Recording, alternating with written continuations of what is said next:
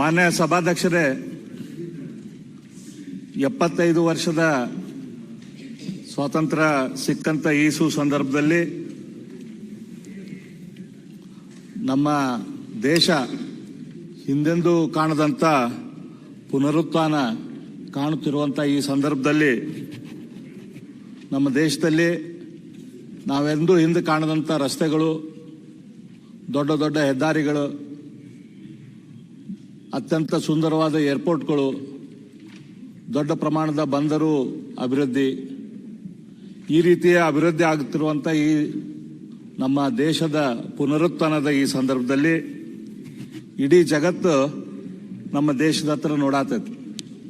ಇಡೀ ಜಗತ್ತು ನಮ್ಮ ದೇಶದ ಸಂಸ್ಕೃತಿ, ನಮ್ಮ ದೇಶದ ಭಾಷೆ, ಆಚಾರ ವಿಚಾರ, ನಮ್ಮ ಊಟದ ಪದ್ಧತಿ ಇವುಗಳನ್ನೆಲ್ಲ ನೋಡಿ ಗೌರವಿಸುವಂಥ ಟೈಮು ಇವತ್ತು ನಮ್ಮ ದೇಶಕ್ಕೆ ಬಂದಿದೆ.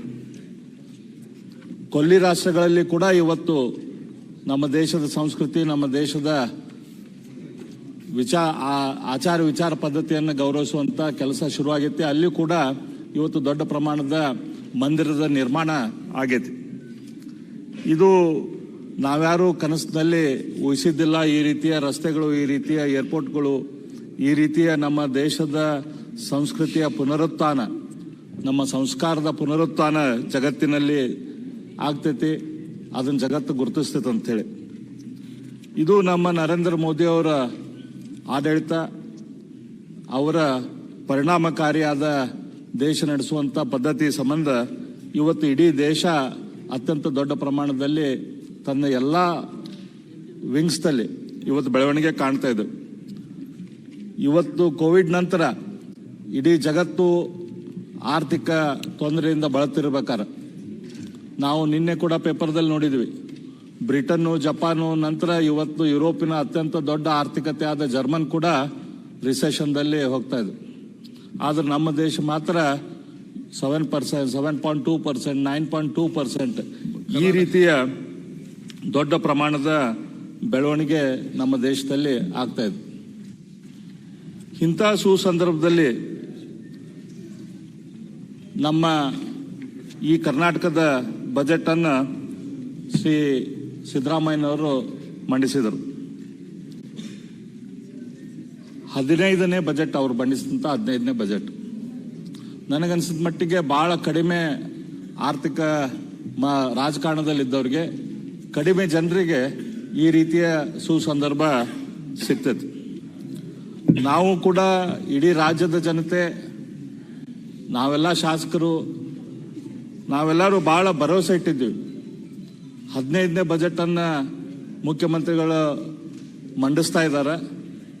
ಭಾಳ ದೇಶಕ್ಕೆ, ರಾಜ್ಯಕ್ಕೆ ಕೊಡುಗೆ ಆಗುವಂಥ ಒಂದು ಉತ್ತಮ ಬಜೆಟನ್ನು ಕೊಡ್ತಾರಂತೇಳಿ. ಆದರೆ ಈ ಬಜೆಟನ್ನು ನೋಡಿದ ಮೇಲೆ ನಮ್ಗೆ ಗೊತ್ತಾಯ್ತು, ಇದು ಅತ್ಯಂತ ದೊಡ್ಡ ವಿತ್ತೀಯ ಕೊರತೆ ಇರುವಂಥ, ರಾಜಸ್ವ ಕೊರತೆ ಇರುವಂಥ, ಬಂಡವಾಳದಲ್ಲಿ ಕೊರತೆ ಇರುವಂಥ ಬಜೆಟ್.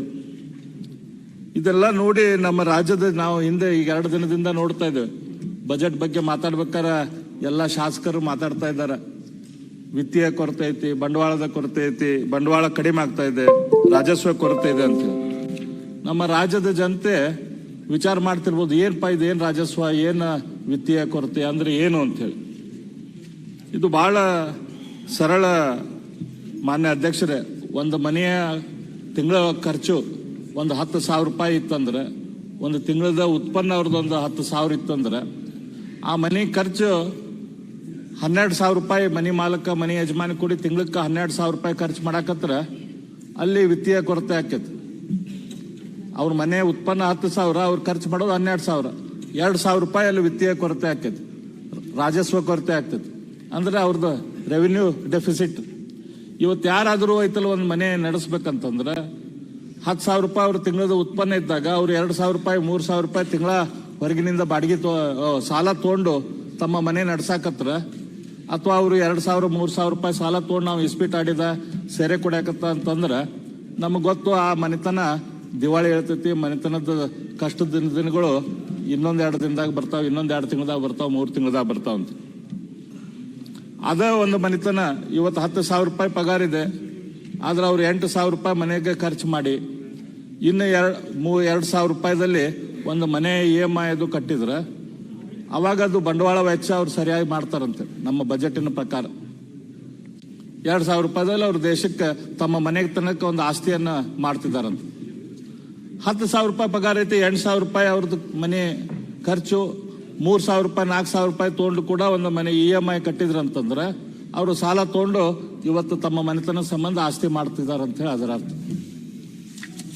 ಇದು ವಿತ್ತೀಯ ಕೊರತೆ ಮತ್ತು ರೆವಿನ್ಯೂ ಡೆಫಿಸಿಟ್ ಅಂದ್ರೆ ಇದೆ. ಈ 15ನೇ ಬಜೆಟ್ ಅನ್ನು ಮಂಡಿಸ್ತಿರುವಂತ ನಮ್ಮ ಸಿದ್ದರಾಮಯ್ಯನವರು ಬಹಳ ದೊಡ್ಡ ಸಿದ್ದನಾಮಿಕ್ಸ್ ಅಂತ ಹೇಳಿ ನಮ್ಮ ಕುಮಾರಸ್ವಾಮಿ ಅವರು ಮಾತಾಡಿದ್ರು.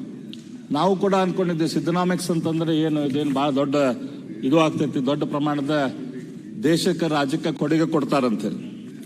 ಇವತ್ತು ಸಿದ್ದನಾಮಿಕ್ಸ್ ಅಂತಂದ್ರೆ ಏನಾಗಿಬಿಟ್ಟೈತಿ ಅಧ್ಯಕ್ಷರ, ನಮ್ಮ ಉತ್ತರ ಕರ್ನಾಟಕದಲ್ಲಿ ಒಂದು ಗಾದೆ ಐತಿ, ಸಾಲ ಮಾಡಿ ತುಪ್ಪ ತಿಂದ್ರು ಅಂತೇಳಿ.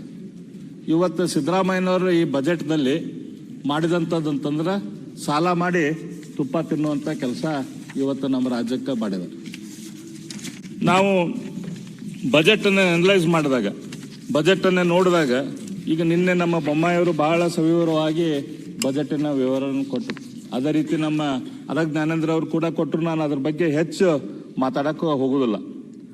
ನಮ್ಮ ಕರ್ನಾಟಕ ನಾವೊಂದು ಕುಟುಂಬ ಅಂತ ಇಟ್ಕೊಂಡ್ರೆ ನಮ್ಮ ಕರ್ನಾಟಕದ ಖರ್ಚು ಎಷ್ಟೈತಿ, ಕರ್ನಾಟಕದ ಕುಟುಂಬದ ನಮ್ಮ ಕುಟುಂಬದ ವಾರ್ಷಿಕ ಆದಾಯ ಎಷ್ಟೈತಿ? 2,63,000 ಕೋಟಿ ನಮ್ಮ ವಾರ್ಷಿಕ ಆದಾಯ. ಇವತ್ತು ಸಿದ್ದರಾಮಯ್ಯನವರು ಕೊಟ್ಟಂತ ಈ ಬಜೆಟ್ದಲ್ಲಿ ಅವ್ರು ಕೊಟ್ಟಂತ ನಮ್ಮ ರಾಜ್ಯದ ಖರ್ಚಿನ ವಿವರ ಏನು ಕೊಟ್ಟಾರವರು?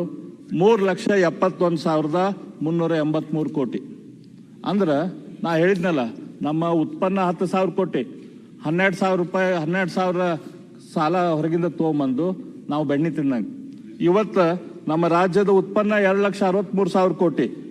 ಆದ್ರೆ ಸಿದ್ದರಾಮಯ್ಯರು ನಮ್ಮ ರಾಜ್ಯದ ಜನತೆಗೆ ಕೊಡ್ತಿರುವಂತ ಎಲ್ಲ ಸಾಲದ ಹೊರೆ ಎಲ್ಲ ಕೂಡಿಸಿ 3,71,000 ಕೋಟಿ ನಮ್ಮ ರಾಜ್ಯದಲ್ಲಿ ಖರ್ಚಾಗ್ತದೆ. ಈಗ ನಮ್ಮ ರಾಜ್ಯ ಸರ್ಕಾರ ಹೊಸದಾಗಿ ಅಧಿಕಾರಕ್ಕೆ ಬಂದು ಭಾಳ ಟೈಮ್ ಆಗಿಲ್ಲ, ಕೇವಲ 9 ತಿಂಗಳಾಗೈತೆ. 9 ತಿಂಗಳಲ್ಲಿ ಸಿದ್ದರಾಮಯ್ಯನವರು ನಮ್ಮ ರಾಜ್ಯಕ್ಕೆ ಕೊಟ್ಟಂತ ಕೊಡುಗೆ ಏನು? 1,90,000 ಕೋಟಿ, 1,90,000 ಕೋಟಿ ರೂಪಾಯಿ ಸಾಲ ಸಿದ್ದರಾಮಯ್ಯನವರು ಕಳೆದ 9 ತಿಂಗಳಲ್ಲಿ ನಮ್ಮ ರಾಜ್ಯಕ್ಕೆ ಕೊಟ್ಟಿದ್ದಾರೆ. ಜಿ ಕನ್ನಡ ನ್ಯೂಸ್ ಈಗ ನಿಮ್ಮ ಮನೆಯಲ್ಲೇ ನೋಡಿ. ಎಲ್ಲ ಕೇಬಲ್ಗಳಲ್ಲಿ ಈಗ ಲಭ್ಯ. Sun Direct 292, Jio TV 1334, U digital 162, City Cable 51, GTPL 17, Abhishek cables 821, Rockline telecommunication 51, Shri Basaveshwara number 60, Vinayaka digital number 53, in digital number 896ರಲ್ಲಿ. ನಿಮ್ಮಿಸ್ತದ ಜಿ ಕನ್ನಡ ನ್ಯೂಸ್ ನೋಡಿ ಆನಂದಿಸಿ.